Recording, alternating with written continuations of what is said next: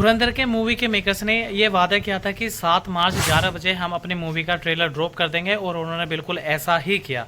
यानी 7 मार्च को 11 बजे उन्होंने अपनी आने वाली मूवी धुरंधर द रिवेंज का दूसरे पार्ट का ट्रेलर ड्रॉप कर दिया गया। इस ट्रेलर की अगर मैं ड्यूरेशन के बारे में बात करूं तो लगभग ये 3.5 मिनट का है, जो कि अब आप शुरू से लेकर के आखिर तक इस ट्रेलर को देखोगे तो शायद आपका टाइम कितना ज़्यादा निकल जाएगा ये आपको पता भी नहीं चलेगा। And you will definitely get the adrenal rush while watching this trailer. तो वाकई में जब आप इस ट्रेलर को देखोगे तो आपको पता नहीं चलेगा that how much time will run away, कितना टाइम आपको ट्रेलर देखने के बाद ही निकल गया।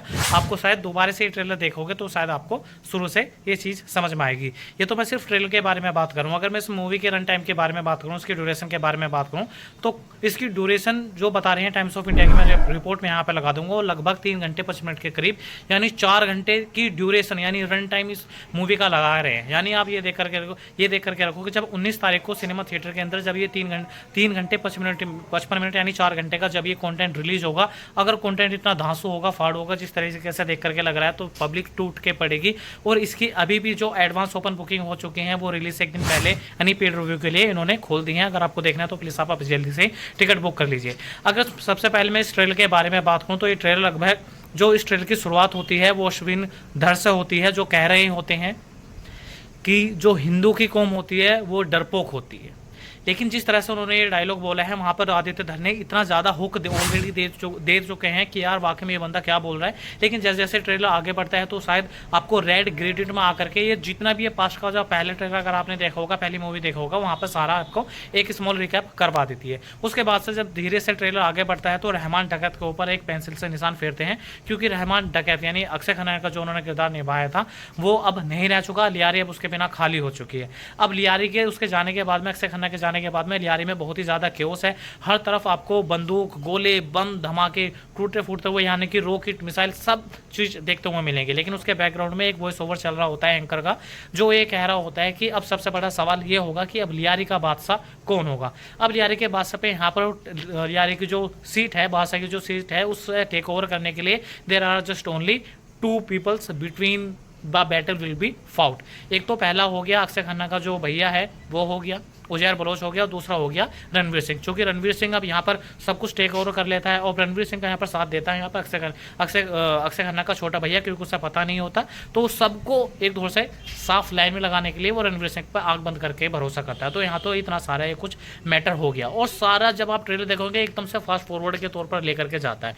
और यहाँ पर बात करनी पड़ेगी सबसे पहले अपने संजू बाबा के बारे में। संजू बाबा का यहाँ पर एकदम स्वैग, एक्शन, कॉमेडी तीनों चीज़ों मिला करके थोड़ा सा उनके सामने प्रेजेंट करने की आपके कोशिश की है। वे जब गोली मारते हैं और उस बंदे को तो पता था जो बलोच हो ना, जो बलोच के जो बंदे के गैंग के जो बंदे हैं उसे ऑलरेडी पता नहीं किसी तरह की खुनस, और वो बंदा वहाँ पर अपनी खुनस को पूरी तरीके से निकालता है। यानी अक्षय खन्ना के निपट जाने के बाद में वो बलोच को पूरी तरह से साफ करने में लग जाता है। अब बलोच की कुर्सी या शायद अब रणवीर सिंह शायद जो कि हमजा अली हैं, जो कि असलम चौधरी के साथ में मिलकर के वो शायद ऑपरेशन को रन करने की कोशिश करेंगे या कुछ और होगा, वो तो बाद में पता चलेगा।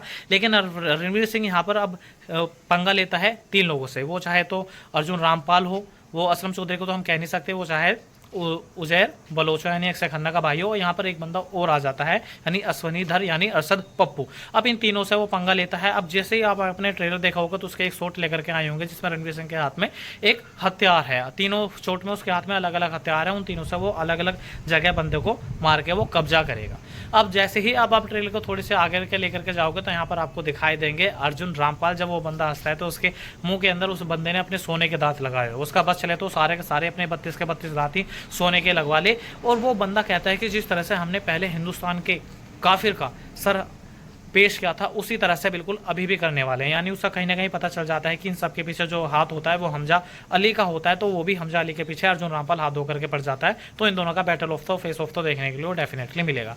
लेकिन इन्हें के अंदर ही इसमें ट्रेलर में एक बात और बता दी गई है कि यहाँ पर जो अजय सान्याल हैं, जिनका अजय सान्याल द्वारा किरदार निभाया गया है आर माधवन के द्वारा, आर माधवन, जिनकी अब क्योंकि पहला पार्ट अगर आपने देखा होगा तो पहले पार्ट में जो फोकस किया गया था वो अक्षय खन्ना पर फोकस किया गया था और दूसरे पार्ट में जो फोकस किया जाएगा वो रणवीर सिंह पर फोकस किया जाएगा। रणवीर सिंह के यहाँ पर पास्ट लाइफ के बारे में बताए जाएंगे, जो जसराज सिंह रणजी होगा, और जो बंदे का बीस्ट मोड ऑन होता है उस बंदे के पहले पास्ट के बारे में, ट्रोमा के बारे में, उसकी ट्रेनिंग के बारे में सारी चीज़ों को बताया जाएगा। किस तरह से उसे अजय सान्याल के द्वारा ट्रेनिंग देकर के उसे पाकिस्तान में एंटर कराया जाता है और कैसे वो बलोच की लियारी पर कब्जा करता है। यहाँ पर तो उसके पास्ट के बारे में, सारी चीज़ों के बारे में दिखाया जाएगा। लेकिन यहाँ पर पहले ही जैसा आपने पहले मूवी में देखा होगा तो इस तरह से दूसरे पार्ट में भी आर माधवन के द्वारा उसे एक मंत्र दिया जाता है। अब पहले में अगर आपने देखा होगा तो आर माधवन क्या कहते हैं, सब्र और नज़र। लेकिन अब इसमें वो क्या बोलते हैं, इसमें बोलते हैं वो, इसमें ईंधन बोलते हैं। ईंधन के पहले और बाद में 2 शब्द और बोलते हैं।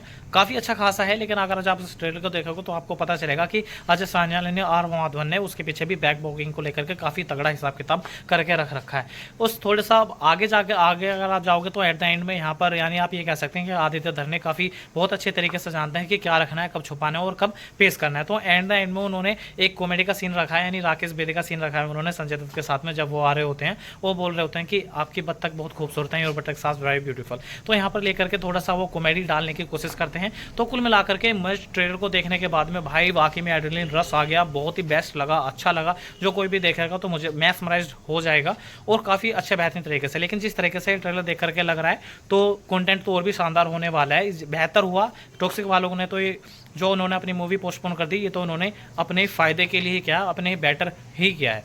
और आप लोगों को क्या लगता है, अगर आपने ये ट्रेलर देखा हो तो प्लीज़ आप कमेंट बॉक्स में जरूर बताइएगा और हमारे चैनल को लाइक शेयर सब्सक्राइब करना ना भूलें। मिलते हैं हम आपसे नेक्स्ट वीडियो में, तब तक के लिए धन्यवाद।